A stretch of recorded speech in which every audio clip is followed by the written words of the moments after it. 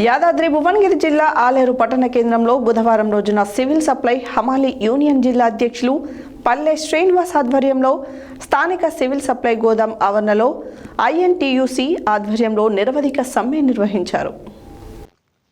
యాదాద్రి భువనగిరి జిల్లా ఆలేరు పట్టణ కేంద్రంలో బుధవారం సివిల్ సప్లై హమాలి యూనియన్ జిల్లా అధ్యక్షులు పల్లె శ్రీనివాస్ ఆధ్వర్యంలో స్థానిక సివిల్ సప్లై గోదాం ఆవరణలో ఐఎన్టీయూసీ ఆధ్వర్యంలో నిరవధిక సమ్మె నిర్వహించారు.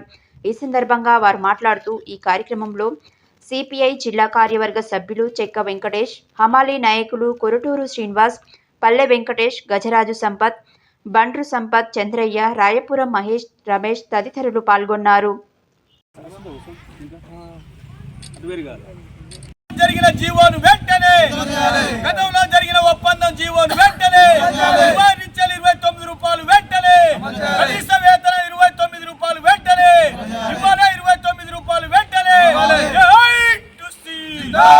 కార్మికుల ఐక్యత కార్మికుల ఐక్యత కార్మికుల ఐక్యత కార్మికుల ఐక్యత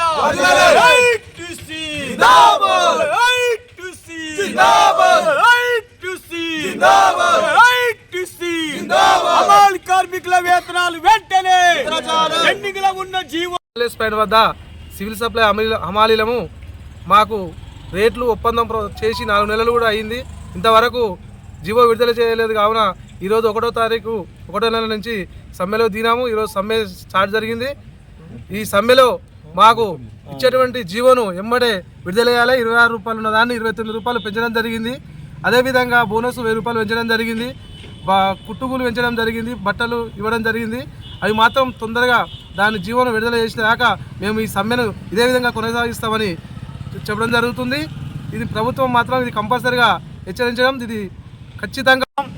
కేంద్ర ప్రభుత్వం గతంలో హమాలీ వాళ్ళకి ఇచ్చిన ఏదైతే ఒప్పందం పత్రం ఉందో, ఏదైతే ఒప్పందం జీవో ఉందో ఆ జీవోను అమలు చేయాలని అనేక రోజుల నుంచి ఈ యొక్క హమాలీకి సంబంధించిన సివిల్ సప్లై సంబంధించిన అధికారులను కూడా ఈ రాష్ట్ర ప్రభుత్వానికి లెటర్ ఇవ్వడం జరిగింది.